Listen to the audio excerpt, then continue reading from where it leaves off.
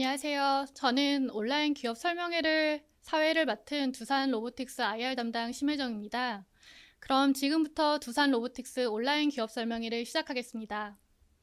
기업 설명회 순서는 류정은 대표이사님의 인사 말씀에 이어 회사 프리젠테이션을 통해 회사에 대한 내용을 설명드리고 참석자 여러분과 Q&A를 진행하는 형태로 약 1시간 동안 진행될 예정입니다. 그럼 이어서 류정은 대표이사님의 인사 말씀과 프레젠테이션이 있겠습니다. 네, 반갑습니다. 두산 로보틱스 류정훈입니다. 바쁘신데 이렇게 참석해 주셔서 너무 감사드리고요. 인사 말씀은 아니고 한 가지 양해 말씀을 드리고자 하는 게, 제가 전문 유튜버가 아니다 보니까 이게 오늘 처음입니다. 그래서 다소 뭔가 유튜브를 보통 보실 때랑 좀 다른 점이 있더라도 양해를 부탁을 드리고요. 바로 저희가 그러면 시작을 하도록 할 텐데, 일단 제가 시작하기 전에 여기 지금 화면에 보이실 것 같아요. 저희 첫 페이지에 보면은 슬로건 같이 써 있는 말이 있습니다. 여기 보시면 Innovation in every motion, revolutionizing the way we work라고 써 있는데, 사실 이 말이 단순한 어떤 우리가 좋은 로봇 회사가 되겠다라는 의미보다는 저희가 하고자 하는 업의 성격, 가고자 하는 디렉션이 여기 좀 포함이 돼 있다고 이해하시면 좋을 것 같습니다. 여기에서 나와 있는 every motion이라고 하는 거의 의미는 우리 사람들의 모션이에요.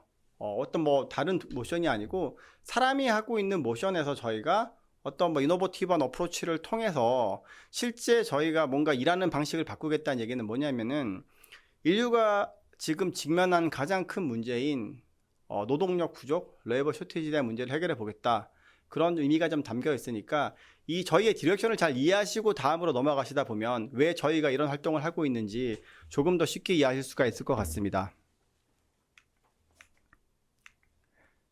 예, 그 첫 번째 그 첫 번째 페이지, 지금 제가 5페이지를 아마 자료에도 보고 계실 텐데요. 그냥 간단하게 제가 오늘 드리고자 하는 말씀은 뭐냐면 크게 세 가지인 것 같아요.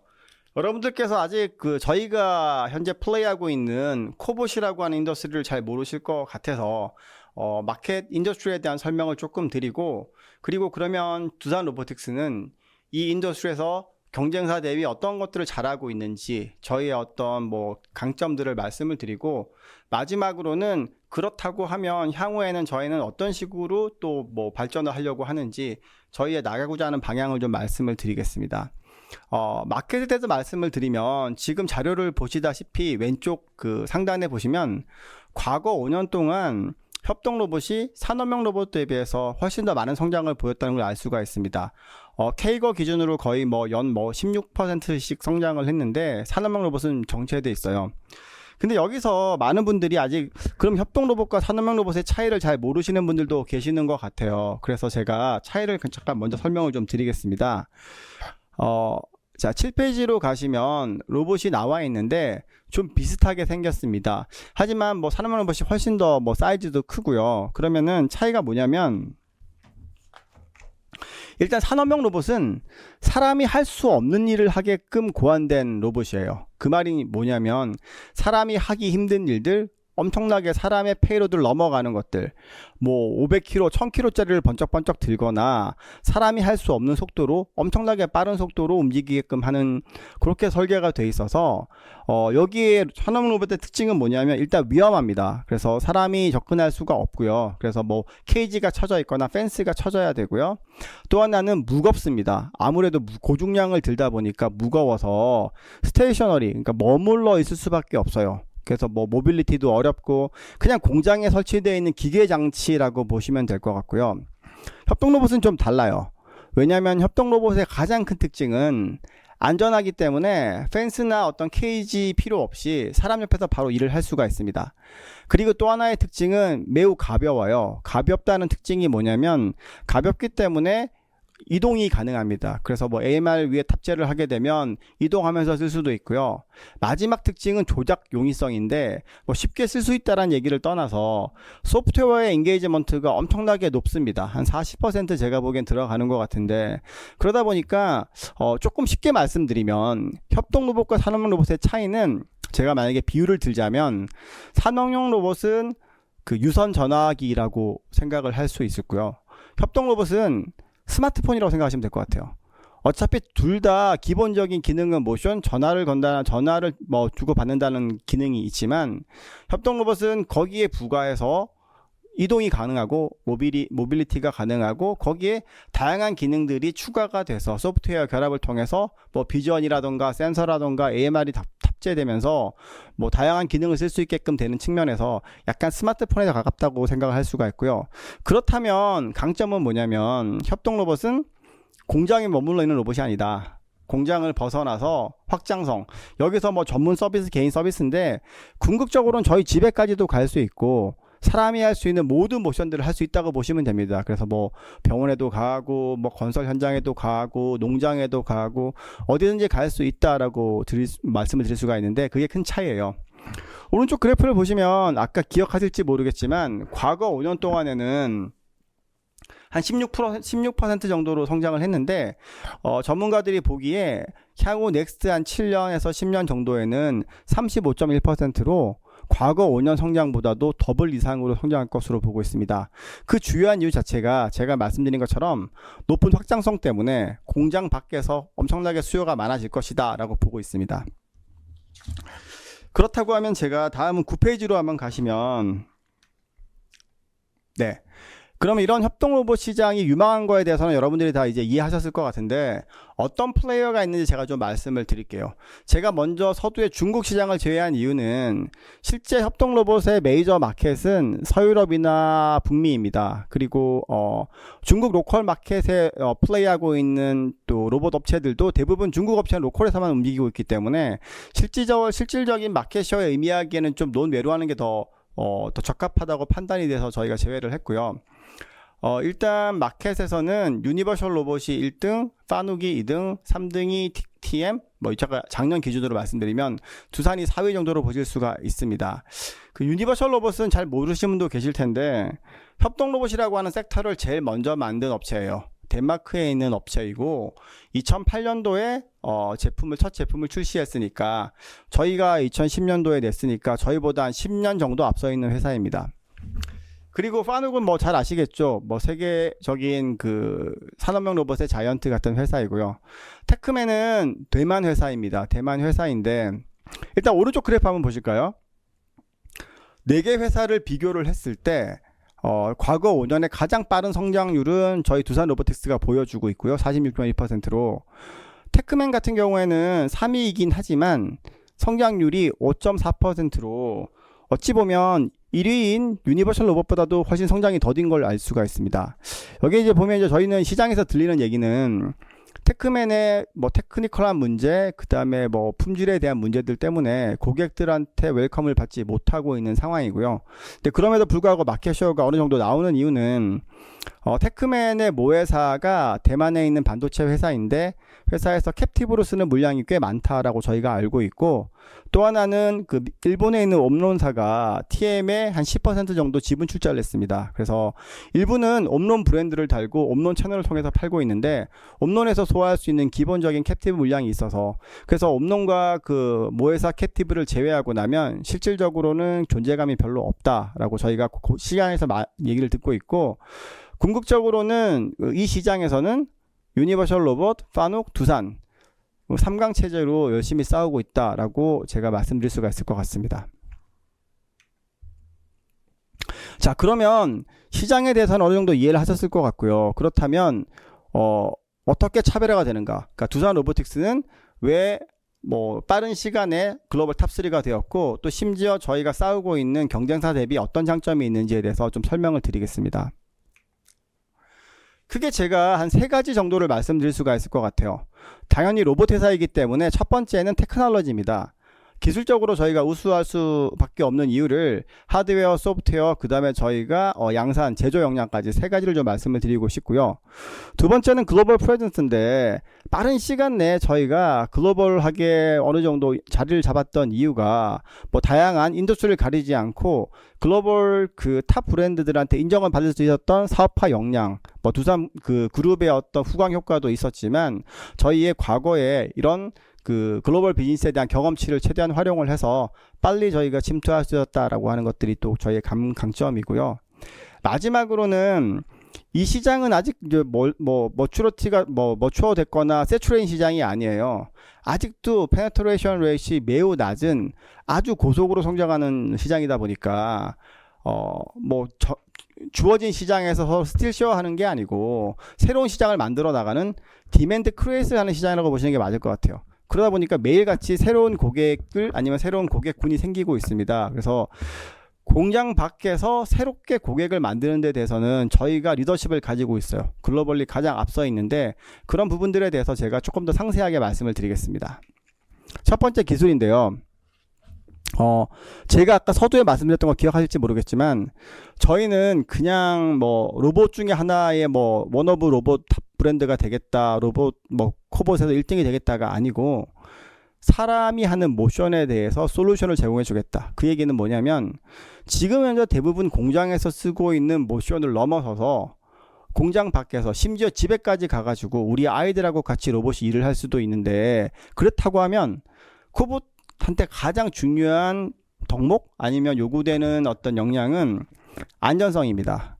그런데 지금 보시면 저희 두산 로봇만 유일하게 최고 수준의 안전 등급을 받고 있습니다. 그러니까 ISO의 인증을 안전 등급에 관한 규정이 두 가지가 있어요. 퍼포먼스 레벨과 카테고리라는 두 가지가 있는데, 오른쪽 그래프를 보시면 두 그 지표 모두에서 저희가 PLE 카테고리 4 가장 높은 등급을 받고 있습니다. 사실 인증을 받으려면 PLC 카테고리 2 정도 받으면 돼요. 근데 지금까지는 많은 코봇의 사용 고객들이 주로 공장 안에서만 쓰게 됐어요. 공장 안에서 쓰는 정도면 이 정도 안정도도 허가가 될지 모르겠지만, 앞으로 이제 사용이 점점 공장 밖으로 가게 되면 안전도가 훨씬 높아질 수밖에 없습니다. 그래서 저희는 선제적으로 먼저 가장 높은 안전 등급을 만들었고요.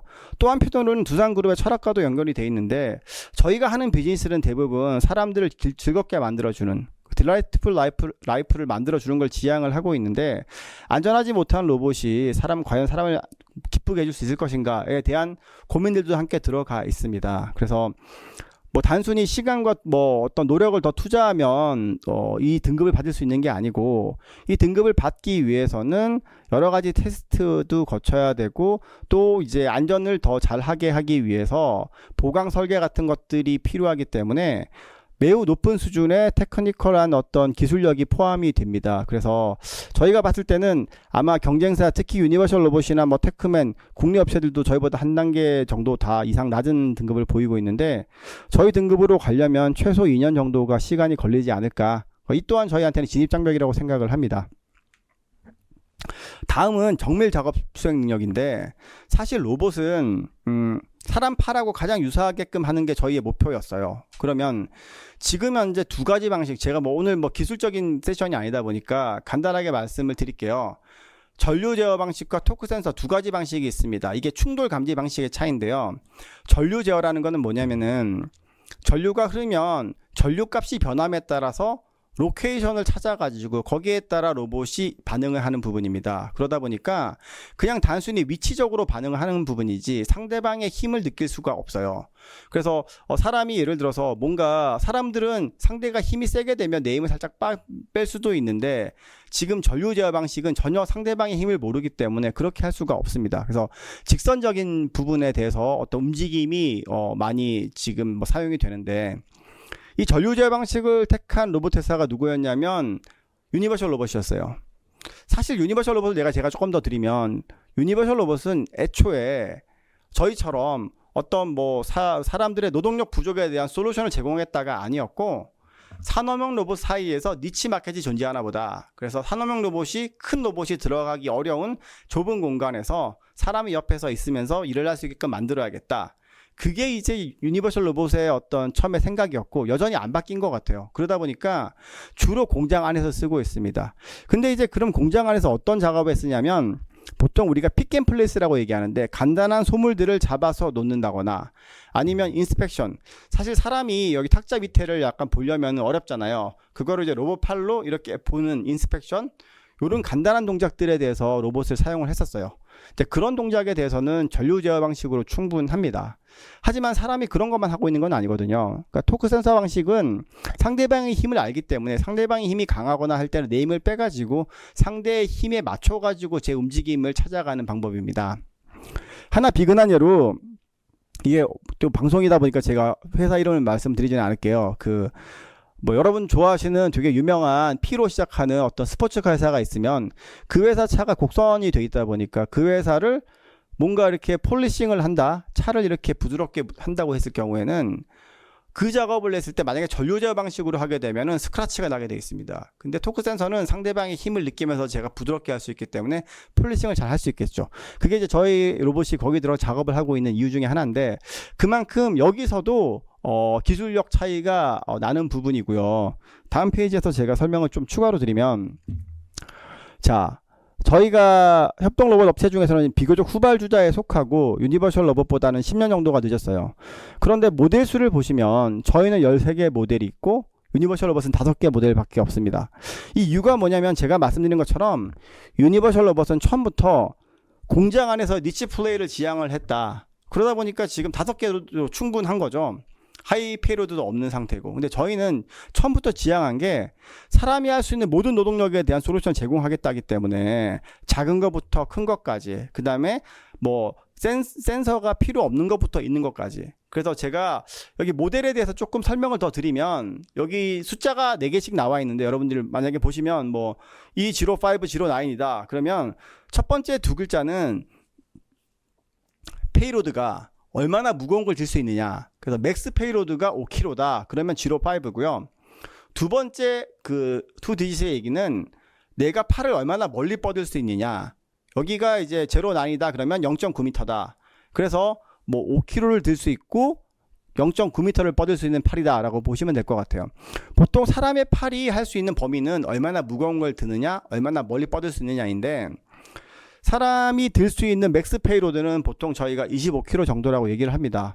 그 이유는 뭐냐면 박스 같은 경우에 사람이 들 수 있는 한계 무게가 보통 25kg로 많이 세팅이 되어 있기 때문에 25kg로 본다고 하고, 사람의 팔이 뻗을 수 있는 위치는 보통 사람의 키와 비례를 합니다. 그러면 인간의 평균 키를 저희가 1.7m 정도로 봤을 때 저희는 가장 무거운 25kg를 들 수 있고 1.7m까지를 뻗을 수 있는 팔을 준비를 해놨었어요. 뿐만이 아니고 아까 앞서서 말씀드렸던 것처럼 어떤 작업들은 저희가 센싱이 필요 없는 단순 작업을 할 수도 있고, 어떨 때는 뭐 스크류 비트로 나사 끼우기라던가 이런 어려운 동작은 상대방의 힘을 느껴야 되거든요. 그러면 센서가 필요합니다. 그래서 저희는 조인트 토크 센서가 없는 E 시리즈와 A 시리즈, 그리고 조인트 토크 센서가 있는 M 시리즈와 H 시리즈.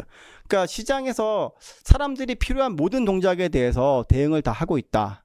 그래서 어떻게 보면 현존하는 로봇 회사 중에서 가장 사람 팔에 적합한 로봇이다 라고 말씀을 드릴 수가 있을 것 같아요. 그리고 참고로 제가 가격대를 말씀을 드리면, 덴마크 이제 유니버셜 로봇은 덴마크에서 다 생산을 하는데, 같은 스펙으로 비교하게 되면 동등 사양 비교해서 저희보다 10% 정도 비쌉니다. 저희가 유니버셜 로봇 대비해서 한 90% 정도 가격이고요. 저희가 이제 토크 센서를 장착하고 유니버셜 로봇의 토크 센서가 없는 제품과 비교해보면 가격이 비슷합니다. 파눅 같은 경우에는 전체적으로 저희랑 가격대가 비슷하다고 보시면 될 것 같아요. 그 다음에 이제 하이 페이로드인데요. 제가 말씀드린 것처럼 저희는 공장 안에서 니치 플레이어가 아니라 공장 밖에 또 어떤 기회가 있을까, 이런 것들을 좀 많이 보고 싶었어요. 그래서 저희가 봤을 때는 사람들은 당연히 자기가 가장 하기 힘든 일부터 자동화를 원할 텐데, 특히 20kg, 25kg, 저희가 지금 여기 영상은 안 나와 있는데 그 박스를 드는 적지 않은 게 있습니다. 25kg까지 사람이 들어야 한다면 누군가가 25kg 되는 그 무거운 박스를 들고 쌓고 있다는 걸 아시겠죠. 그게 보면 주로 푸드 앤 베버리지나 아니면 커스메틱 같은 것들은 박스 안에 그런 제품을 넣어서 뭐 가볍게는 뭐 5kg에서 10kg, 무겁게는 25kg까지 뭐 통조림도 들어가고 그런 것들을 계속 적재를 하고 있습니다. 지금까지는 달리 방법이 없어서 사람이 하는 그 사람의 영역이었는데 저희가 20kg 이상짜리 로봇을 만들면서부터 빠른 속도로 그쪽에서 지금 시장 수요가 나오고 있고요. 가운데 저희 뭐 그래프를 보시다시피 저희가 제품을 출시한 지 1년도 되지 않아서 20kg 이상 제품이 저희 전체 판매의 40%를 차지할 만큼 매우 인기가 많고 빠른 속도로 성장을 하고 있습니다. 그래서 이 하이페이로드는 아직까지 시장에서는 저희하고 지금 파낙 2개밖에 시장에 나와 있지는 않고요. 저희가 마켓쉐어를 거의 70% 이상 가져가고 있는, 저희가 압도적으로 1위를 하고 있는 상황입니다. 그만큼 저희는 시장을 바라보는 시각이 다르기 때문에 새로운 시장을 열어가고 있다라고 말씀드릴 수가 있을 것 같고요. 이것도 중요한 부분입니다. 여러분, 세계 최고의 로봇을 누가 만들까요? 사실 세계 최고의 로봇 기술이라고 하는 부분들은 제가 생각하기에는 아마 MIT나 뭐 스탠포드나 이런 학교에서 랩에서 가지고 있다고 봅니다. 왜냐하면 거기서는 기술을 보여주는 게 목표이기 때문에. 하지만 그럼 세계 최고의 로봇 회사와 세계 최고의 로봇 기술은 좀 다른 이야기예요. 로봇을 기술을 커머셜라이즈를 해가지고 매스 프로덕션을 해가지고 고객에게 전달을 하고 계속 리커링하게 서비스를 할 수 있어야 그게 진짜 비즈니스가 돼버리는데, 저희는 뭐 두산이 로봇 랩 회사는 아니다 보니까요. 저희는 처음에 이 비즈니스 시작할 때부터 저희는 매스 프로덕션을 생각을 했기 때문에, 또 매스 프로덕션이 저희가 예전에 했던 비슷한 그 유형의 비즈니스입니다. 뭐 저희가 지게차를 만들건 굴삭기를 만들건 뭐 SSL을 만들건. 그래서 설계를 할 때도 여기 보시면 혹자는 그러시더라고요. 니네 13개 모델이 있으니까 부품도 많아질 거고 생산도 복잡해질 거고 그래서 컴플렉시티가 높지 않아? 코스트가 추가로 발생하지 않아? 이런 질문들을 많이 하시는데 이제 그렇지가 않은 게, 여기 보시면 저희가 13개 모델이 있어요. 한 모델마다는 보통 여기가 6축 로봇이기 때문에 6개 축이 있습니다. 그러면 78개의 조인트가 뭐냐면 관절이에요. 이렇게 로봇에도 로봇판이 관절인데 각 기자는 78개의 조인트가 필요하게 되는데, 저희는 모든 조인트들을 모듈러해서 공용화를 해서 14개면 된다. 그러면 한 개 조인트를 거의 모든 모델에서 다 공용을 한다는 얘기겠죠. 그러면 훨씬 더 부품 수도 작아지고 생산도 편해지겠죠. 그래서 보시면 제조 공정도 매우 간소화되어 있습니다.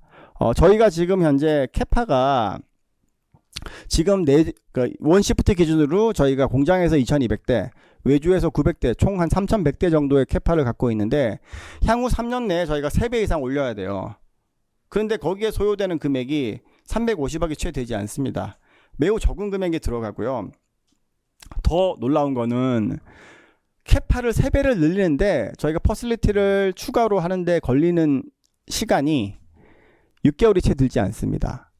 이게 참 어떻게 보면 이게 참 놀라운 부분인데, 제조업에서 여러분들의 상식을 조금 넘는 이야기인데, 제가 그 이유를 말씀을 드리면, 비용이 적게 드는 이유와 제가 아까 말씀드린 것처럼 소프트웨어 인게이지먼트가 높기 때문에, 사실 저희 비즈니스는 제조업 플러스 소프트웨어 패키지 사업, 결국은 약간 하이브리드 같은 개념이라고 보시면 될 것 같고요.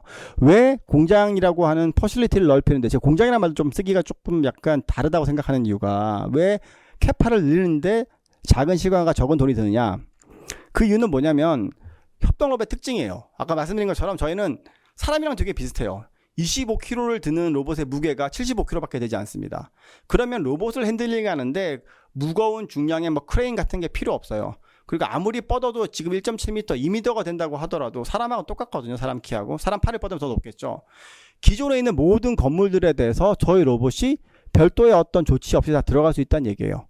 무게가 가볍기 때문에 저희 로봇을 설치하고 고중량을 하기 위해 땅에 집안 작업도 할 필요 없어요. 특수한 땅에서 할 필요도 없습니다.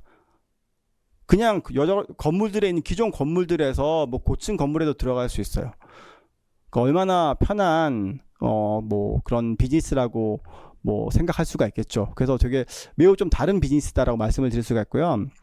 그 원재료 단순화 같은 경우에는 진짜 매출 원가를 보시면 저희가 지속적으로 감소를 하고 있고, 올해는 연말에 한 65% 정도가 됩니다. 뭐 내년도에는 저희가 한 62%까지 떨어지고 내후년에는 57%까지 떨어져요. 그 이유는 뭐냐면은 당연히 저희가 아직까지 스케일업이 완전히 된 게 아니고 아직 BP도 안 된 상황이다 보니까 물량이 늘어나다 보면 자연히 규모의 경제 때문에 당연히 원가율이 떨어지는 부분이 하나가 있고요. 또 하나는 제가 이제 부품에서 요즘 또 궁금하신 게 많으신 것 같아서 말씀을 드릴게요. 그 로봇을 구성하는 부품은 핵심 부품이 보통 뭐 경제에서 보면 5개를 얘기합니다. 그게 뭐냐면 그 조인트 안에 들어가는 구성부에 들어가는 부분인데 감속기, 그 다음에 서브 모터, 인코더, 브레이커, 제어기 요 5가지를 보통 핵심 부품이라고 얘기를 하고요. 저희는 조인트 톡 센서라는 게 들어가기 때문에 보통 합쳐서 6가지가 저희 핵심 부품인데 저희 전체 구매 스펜드 중에서 이 핵심 부품이 차지하는 비중이 한 70% 정도 됩니다. 매우 높은 비중이고요. 그런데 저희는 감속기를 제외한 나머지 부품들은 모두가 저희가 엔지니어링을 직접 하고 스펙을 만들어 가지고 서플라이어한테 제공을 합니다. 그러면 서플라이어들은 저희가 제공한 그 사양에 따라서 만들어주기만 해요. 저희 로봇 제품은 시장에서 부품을 사다가 조립만 하면 되는 부분이 아니고 모든 부품들에 대해서 직접 설계를 해야 되는 부분이어서 그냥 단순히 그냥 로봇을 만들 수 있는 부분이 아니다. 그래서 혹자는 당신들은 왜 부품 내재화를 안 합니까? 라고 얘기하시는데 부품 내재화의 명확한 의미는 자기가 설계하고 자기가 직접 제조까지 다 한다는 의미인데 사실 그렇게 하는 로봇 회사는 없습니다. 그러니까 어떻게 보면 뭐 자동차 회사가 모든 부품을 자가와 보통 그렇지 않잖아요. 그것처럼 보통 그렇게 돼보면 고정 비용 많이 들어갈 뿐이기 때문에 오히려 원가가 훨씬 높아지겠죠. 그래서 저희는 그렇지 않고 다만 감속기 같은 경우에는 갈수록 가격이 싸지고 있어요. 지금 저희가 중국과 일본에서 멀티플로 소싱을 하고 있는데 국산품도 저희가 내년부터는 좀 쓸 수 있을 것 같아요. 그것까지 합치게 되면은 원가율을 더 떨어질 수 있는 하나 요인이 되고요.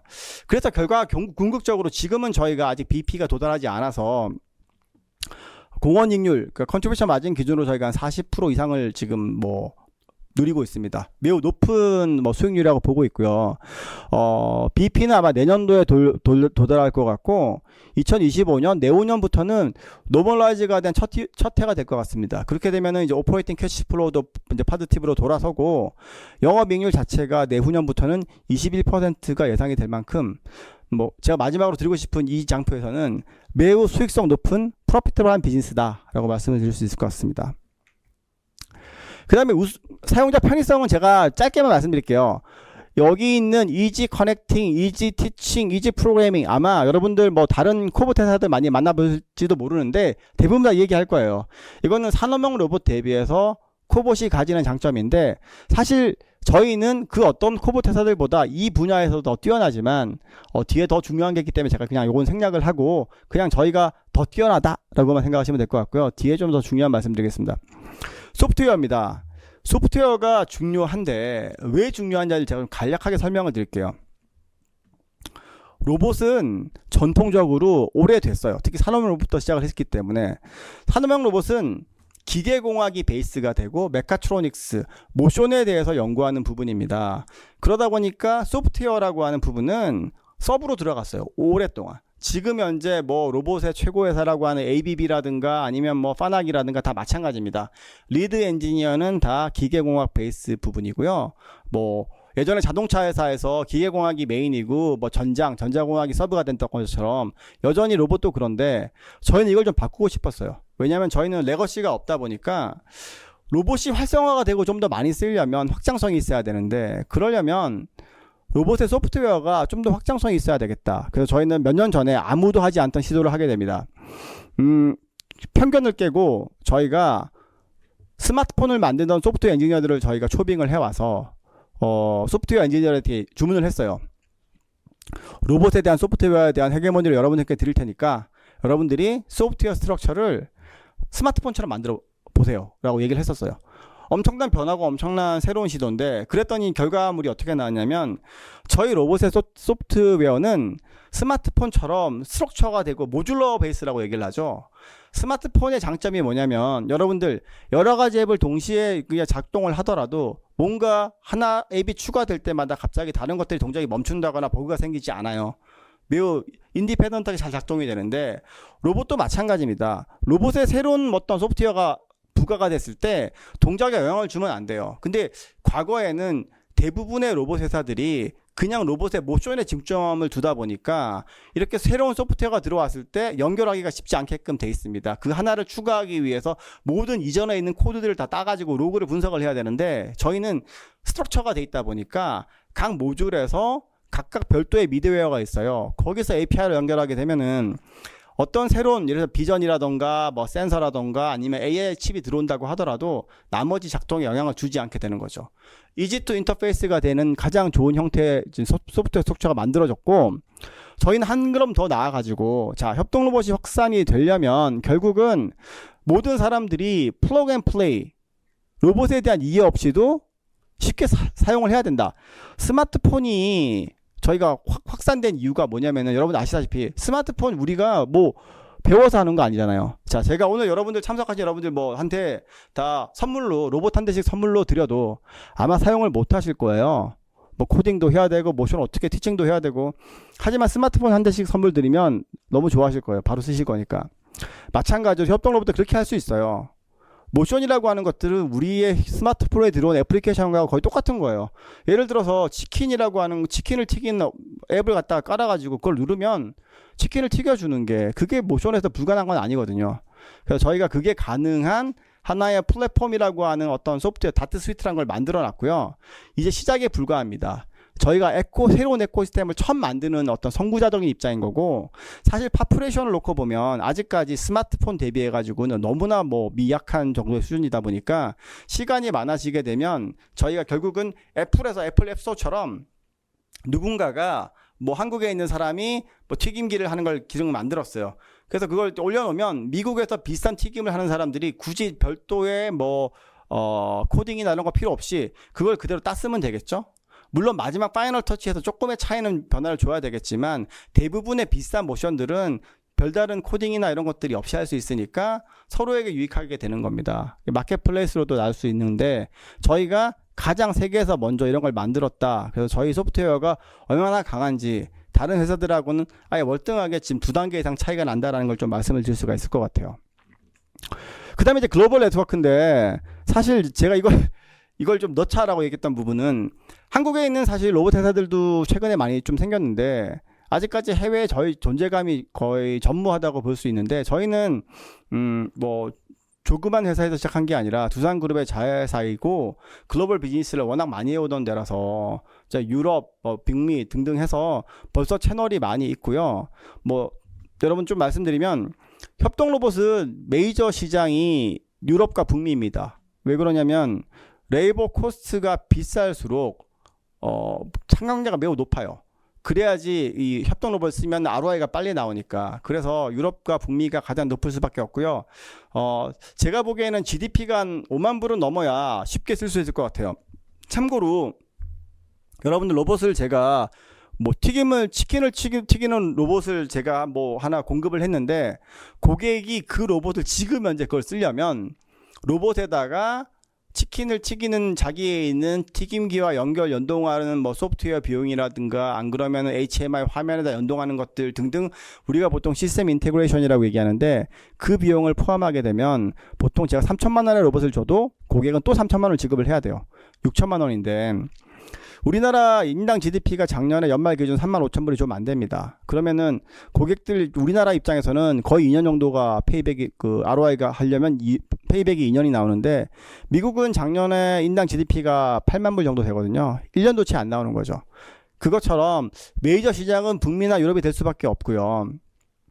근데 저희가 어쨌든 뭐 이런 시장에서 저희가 액세스가 된다. 두산그룹의 자회사로 지금도 잘하고 있고, 사실 만약에 이 페이지가 핵심입니다. 검증된 트랙 레코드인데, 만약에 제가 오늘 갖고 있는 모든 장표에서 한 장만 뽑아가지고 고객에게 설명을 하라, 뭐 투자자한테 설명을 드리려고 하면 제가 이 장표를 선택을 하겠어요. 왜냐면은 제가 아무리 떠들어도 우리가 기술이 좋아요, 고객한테 선택받지 못하면 아무 의미가 없는데, 여기에서 장표에서 보시다시피 자동차, 전자, 인더스트리얼, 컨슈머 구조까지 뭐 여러분들 다 아시는 블루칩 컴퍼니들이 저희 회사의 제품을 지금 쓰고 있습니다. 뭐 쓰고 있다는 얘기가 단순히 뭐 테스트를 해봤다, 뭐 테스트 성공했다, 쓸 의향이 있다 정도가 아니고, 실제 양산 라인에 들어가서 작업을 열심히 하고 있는 회사들입니다.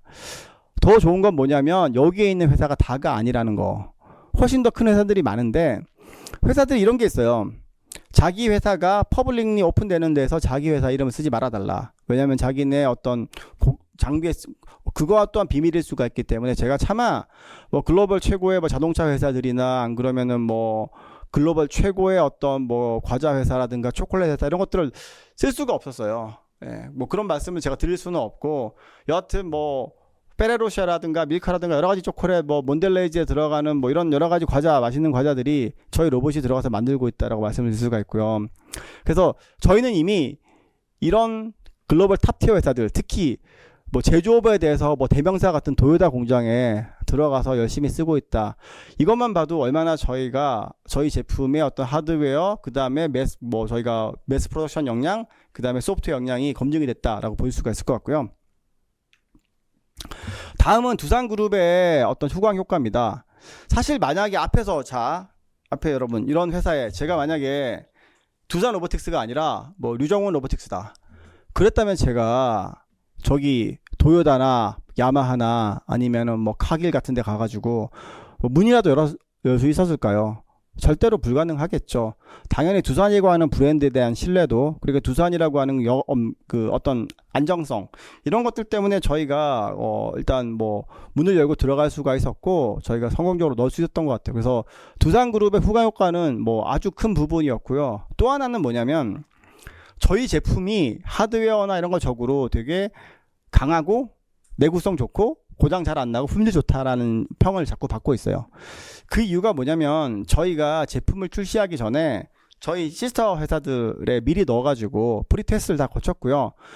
내부 고객들의 VOC 아주 강한 VOC들을 다 반영을 해서 그 결과 이제 제품을 내놨기 때문에 훨씬 더 저희가 안정적인 상태에서 제품을 공급할 수가 있었습니다. 그래서 여기서 추가 말씀드리면 저희가 퀄리티 측면에서는 보통 모든 로봇 회사들은 프리 워런티, 그러니까 무상 보증 기간을 1년을 주고 있는데 저희는 2년을 주고 있습니다. 그만큼 품질에 대해서 자신감이 있다는 말씀을 좀 드리고 싶고요. 자, 제가 아까 말씀드린 것처럼 저희는 새로운 섹터를 열고 있다. 그러니까 공장 안에서만 만족하는 게 아니고 보시면 뭐 AI를 결합을 하고 스마트 팩토리랑 결합을 하고 뭐 건설, 물류, 의료, 뭐 EV까지 모든 분야에 대해서 왜냐하면 그 이유가 뭐냐면 저희 팔은 사람의 모션하고 똑같아요. 사람은 어디든지 들어가잖아요. 마찬가지입니다. 그래서 글로벌 IT 기업에 있는 마이크로소프트인데 그 챗GPT를 기술을 이용해 가지고 AI 베이스된 로봇을 같이 공동으로 개발을 하고 있습니다. 내년 1월에 저희가 CES에 저희 부스에 프로토타입을 먼저 전시할 수 있을 것 같아요. 그래서 저희가 어떻게 보면 가장 앞선 로봇 회사다라고 볼 수가 있고요. AI 베이스에 대해서는 두 번째 락겔 오토메이션 스마트 팩토리인데 락겔은 여러분도 아실지 모르겠지만 뭐 시총이 50조 정도 되면서 미국의 자동화의 대명사라고도 하고 미국 공장의 PLC의 마켓시어 점유율 70% 정도를 가지고 있어요. 그러니까 미국 공장에서 락겔 없이는 아무것도 논할 수 없을 정도로 거의 지배적인 지배자인데 락겔 오토메이션에서 협동 로봇 파트너로서는 두산을 유일하게 선정을 했습니다. 익스클루시브하게 저희가 파트너가 되었고요. 그 이유는 간단합니다. 락겔의 PLC와 가장 쉽게 연동되는 로봇, 소프트웨어가 쉽게 결합이 될 수 있고 거기에다가 하드웨어가 문제없이 돌아가는 그런 테스트에서 통과한 게 저희 로봇이기 때문에 저희가 파트너가 됐어요. 그래서 그러니까 제가 앞서 말씀드렸던 저희 소프트웨어 스트럭처가 되게 좋다. 하드웨어도 되게 강하다. 이런 부분들이 이렇게 뭐 락겔이 저를 선택을 했고 마이크로소프트가 저를 선택했고 이런 걸 보시면 검증이 됐다고 볼 수가 있고 삼성건설 말고 또 뭐 스위스 하여튼 뭐 H로 시작하는 유명한 공구회사하고도 협업을 하고 있는데 여러분 천장을 한번 쳐다보세요. 여기도 그런데 아마 천장에 보시면 여러 군데가 드릴링을 한 흔적이 있을 거예요. 누군가가 여기에다가 나사를 박았거나 못을 박았거나 아니면 뭔가 천장에 천공을 뚫었을 텐데 지금 이거를 사람이 하게 되면 사다리를 올라타고 가가지고 공구를 가지고 뚫습니다. 자세를 한번 생각해 보시면 얼마나 힘드실까요? 여기 사진을 보시면 로봇이 하면 훨씬 더 간단해요. 정확하게 할 수 있고요. 구부릴 필요도 없고요. 심지어는 작업 현장에서 사람이 갈 필요도 없어요. 리모트로 떨어져서 조이스틱으로 움직이면서 그냥 게임하듯이 작업을 하게 되면 다 할 수 있습니다. 그만큼 건설 현장에서는 많이 할 수 있어요. 그 옆에 조그만 사진을 보면 반도체 공장 플로링 작업인데 이것도 모빌리티에 결합을 해서 이동하면서 바닥을 들었다 놨다 하는 부분이어서 사람이 하게 되면 숙여서 이걸 해야 되기 때문에 어려운 점이 있었는데 로봇이 하게 되니까 쉽게 하고 정확하게 하고 빨리 하고 뭐 건설에서도 훨씬 많이 쓰이고 있고요. 자, 배터리. 여러분들 이제 전기차 많이 쓰시고 계신 분도 계실 텐데 앞으로 나오는 전기차 충전의 급속 충전은 급속으로 하기 때문에 되게 무거워요. 여러분들이 생각하시는 그냥 내연기관의 어떤 연료 주유기에 넣는 연료기하고는 완전히 다릅니다. 무거워서 여성이나 노약자가 하기에는 불편한 점이 많아요. 그래서 저희가 지금 글로벌 배터리 제조회사와 함께 협업을 해가지고 새로운 저희 로봇을 활용한 저희가 이제 결국 주유구에 드는 뭐 주유하는 배터리 차징이죠. 주유가 아니죠. 차징하는 역할을 하는 걸 같이 하고 있고요. 병원도 마찬가지예요. 뭐 저희가 어떤 거냐면 사람이 하기 힘든 지금은 수술을 할 때 보면 수술 보조 어시를 한다고 얘기를 하는데 뭐 아주 비싼 뭐 레지던트 인턴 선생님들이 잡고 있어요. 그 수술 보조는 저희가 솔루션을 이미 만들어 가지고 이제 곧 확산이 될 거고요. 어젠가 오늘 제가 기사를 보니까 제타 서지컬이라고 저희 로봇을 쓰는 미국의 이제 하버드 애들이 만든 스타트업인데 그 로봇을 활용한 수술의 방법에 대해서 미국의 인증을 받았다고 하더라고요. 그만큼 의료에서도 가장 까다로운 분야이지만 저희 로봇이 왜 선정이 됐냐면 저희 로봇이 톡 센서가 있기 때문에 센싱을 잘해요. 저희 로봇이 의료에 가장 쓸 수밖에 없다라고 말씀을 드릴 수가 있고요. 물류 같은 경우에 이것도 정말 대단한 발견인데 지금 그림을 보시면 여기가 공항에서 쓰는 부분입니다. 지금 저희가 그 영상을 공유를 못 해가지고 제가 제안을 드리면 아마 여러분들께서 유튜브를 한번 접속을 하실 수가 있을 것 같아요. 유튜브에 들어가셔가지고 유튜브 창에서 에어포트와 코봇 COBOT를 한번 치시면 영상들이 나올 겁니다. 그 영상을 여기 저는 안 보고 있지만 제가 기억을 해서 말씀을 드리면 거기 보시면 뭐 어떤 영상이 나오냐면 네덜란드의 스키폴 에어포트, 암스테르담의 허브 공항이 스키폴 에어포트인데 거기에서 러기지 핸들링, 여러분들의 짐을 핸들링하는 공정이 나옵니다. 자, 우리가 모두가 다 똑같은데요. 체크인 어카운트에서 우리가 체크인을 수속을 하면서 짐을 놓게 되죠. 그러면 우리의 러기지는 컨베이어 벨트를 하고 뒤로 들어가 가지고 뒤에 가면 지금 여러분이 화면에서 보시는 그런 공간이 나올 거예요. 그러면 뭘 해야 되냐면 그 컨베이어 벨트에 있는 짐을 카트로 옮깁니다. 그럼 카트에 짐이 다 차게 되면 그 카트를 비행기로 보내서 비행기에 짐을 싣게 되는 과정이에요.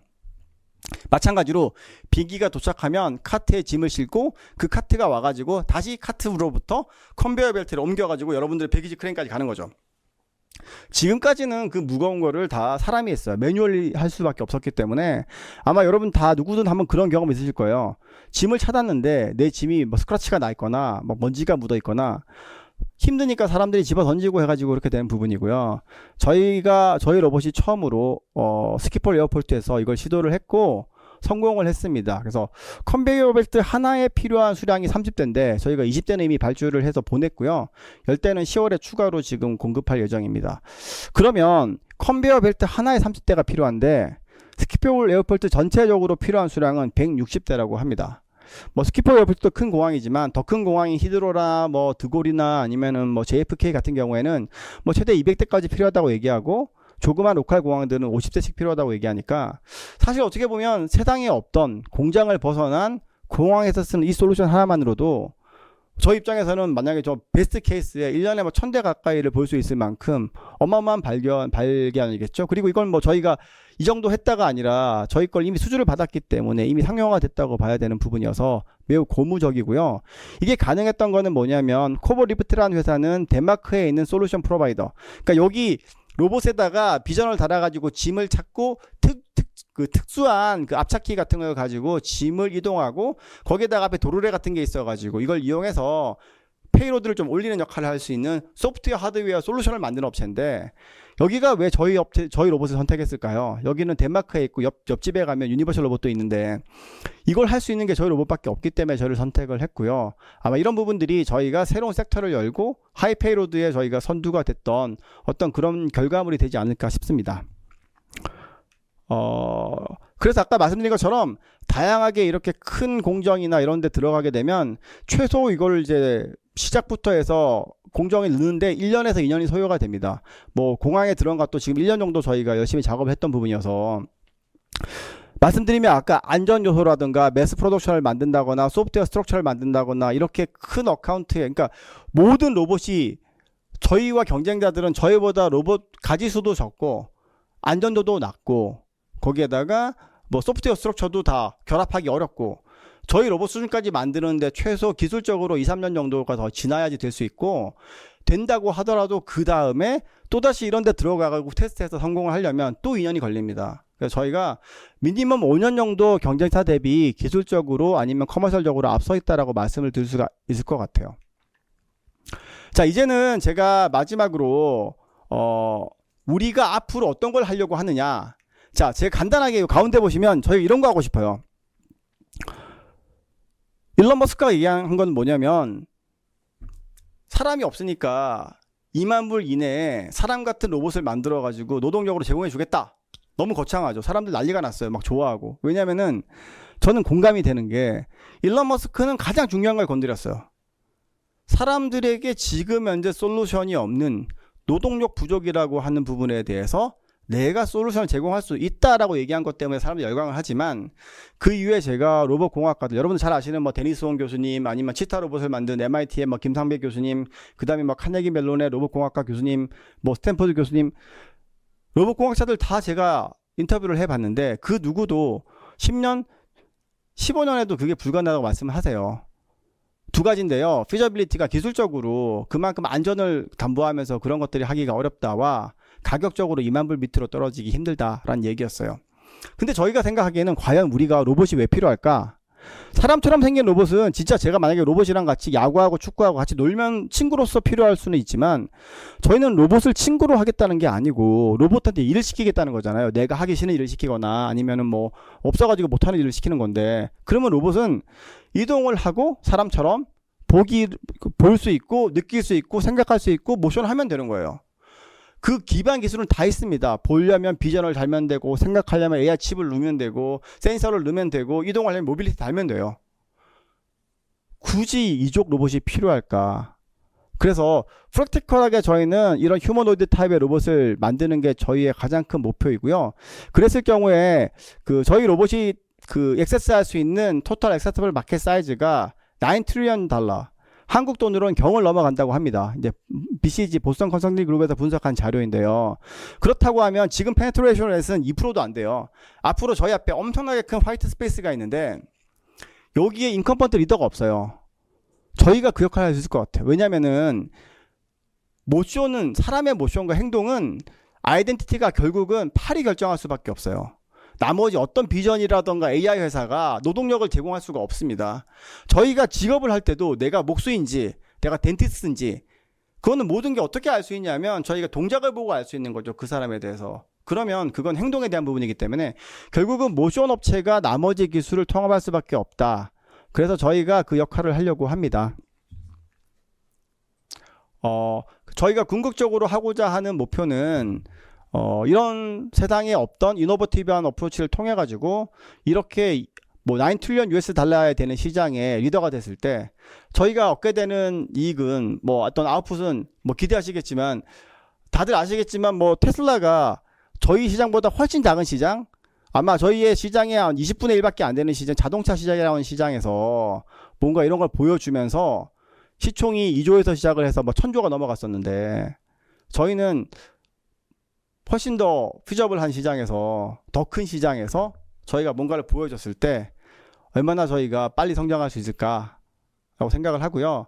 저희는 아마 저희 경쟁자는 뭐 유니버셜 로봇도 아니고 파녹도 아니고, 저희는 테슬라와 같은 좀 이노버티브한 회사라고 생각을 합니다. 예. 여기까지 제가 좀 말씀드리고 싶은 말씀을 좀 드렸고요. 네, 다음은 Q&A 시간입니다. 질문사항 있으시면 유튜브 채팅창에 남겨주시면 대표님께서 답변 드리도록 하겠습니다. 그러면 지금 저희가 채팅창에 있는 몇 가지 질문 제가 직접 좀 여쭤보도록 하겠습니다. 저희가 이제 감속기가 원가 하락에 좀 영향을 미칠 수 있다라고 이제 질문이 말씀하셨는데요. 이제 감속기가 차지하는 비중은 어느 정도 되나요? 크게 차지하지 않아요. 감속기가 사람들이 많이 알고 있어서 그렇지, 저희 핵심 부품 중에서, 핵심 부품 놓고 본다면 핵심 부품 중에서 감속기가 차지하고 하는 비중은 20%가 안 돼요. 오히려 모터나 제어기가 더 큰 비중을 차지하고 있기 때문에 큰 비중을 차지하지 않고, 거기서 10%가 떨어지니까 가격이 생각보다 여러분들에게 그렇게 큰 임팩트는 아니라고 말씀드릴 수가 있을 것 같아요. 네, 다음은 인공지능 로봇은 언제쯤 출시가 가능할 걸로 보시는지요? 그거는 사실 모든 제품이 상용화되려면 가격대가 맞아야 돼요. 고객이 돈을 내고 충분히 쓸 수 있을 만큼 준비가 돼야 되는데 여전히 아직까지 인공지능이 들어가게 되면 주로 비전도 달리고 뭐 들어가야 되는 게 많아요. 근데 그런 부분들이 아직 상용화가 되려면 가격대가 물론 볼륨이 많아져야지 그 부분들이 좀 상용화가 될 수 있기 때문에 제가 봤을 때는 뭐 최소 5년 이상은 더 걸리지 않을까 싶습니다. 네, 그리고 AMR 기술이랑 같이 좀 말씀을 하셨는데, 그럼 이제 AMR 기술을 좀 내재화 여부나 그런 이제 계획에 대해서 좀 말씀해 주시면 좋을 것 같습니다.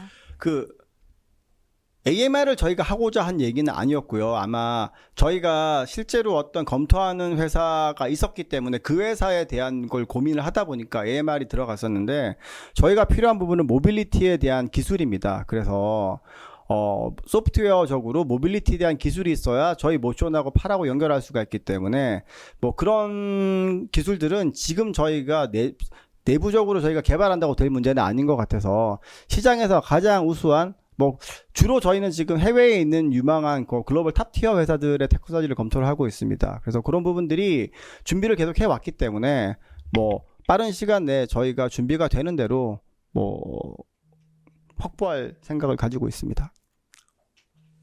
또 저희 캐파 관련해서 현재 연 2,000대 규모에서 3년 후 3배 규모라고 말씀하셨는데 그래도 연간 10,000대가 안 된다라는 건 그만큼 시장이 작다라고 볼 수 있는지 답변 부탁드립니다. 그런 건 아니고요. 저희가 지금 보시면 아마 매출이 급격하게 늘어나고 저희가 혹시 자료로 좀 돌아갈 수 있나요? 간단하게 얘기를 해야 되나? 예, 그러면 말씀드릴게요. 시장이 작다라는 게 아니라 저희가 추정한 매출을 하기에는 이 정도 캐파면 충분하다고 저희가 판단이 됐기 때문에 이 정도 캐파로 지금 계획을 하고 있습니다. 그리고 저희가 만약에 수요가 더 폭발적으로 늘어나면 말씀드린 것처럼 외주 생산을 더 이용할 수도 있고 안 그러면 캐파를 증설하는데 걸리는 시간이 매우 간단합니다. 6개월 이내 가능하기 때문에 시장의 수요를 보면서 저희가 적절하게 대응할 수 있을 것 같습니다. 네, 그럼 두산 로보틱스의 흑자 전환 시기는 언제로 예상하시는지요? 저희 계획에 따르면 내년도쯤에는 저희가 흑자 전환을 될 수 있을 것 같습니다. 왜냐면은 저희가 고정비는 이미 선투자된 게 많습니다. 아까 뭐 소프트웨어 스트럭처만 해도 저희가 거의 100억 정도 투자가 들어갔었는데 그런 부분들이 앞으로 물량이 늘어나면서 추가로 늘어나는 건 아니고요. 저희가 글로벌 비즈니스 할 수 있는 기본적인 저희가 비용들은 다 이미 선투자가 돼 있는 부분이어서 앞으로 고정비를 커버하고 나머지에 이익이 나올 것으로 보고 있습니다. 네, 추가적으로 이제 저희 3년, 5년 후에 목표 매출과 이익 규모가 어느 정도인지 말씀 주시면 좋겠습니다. 예, 아마 자료에 나와 있을 건데 제가 구두로 좀 말씀을 드리면 저희 내년도 매출은 저희가 한 1,172억 정도 예상을 하고 있고요. 내후년도는 2,642억 정도로 보고 있습니다.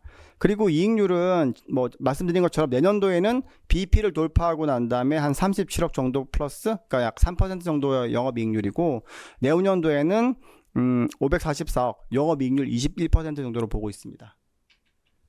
네, 추가적으로 대당 마진율 또는 뭐 유지 보수 관련한 뭐 말씀 좀 부탁드립니다.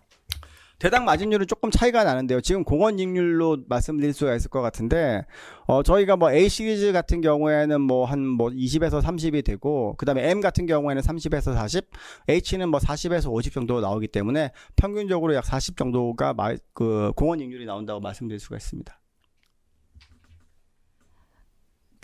혹시 의료 로봇의 진행사항도 말씀 주시면 좋겠습니다.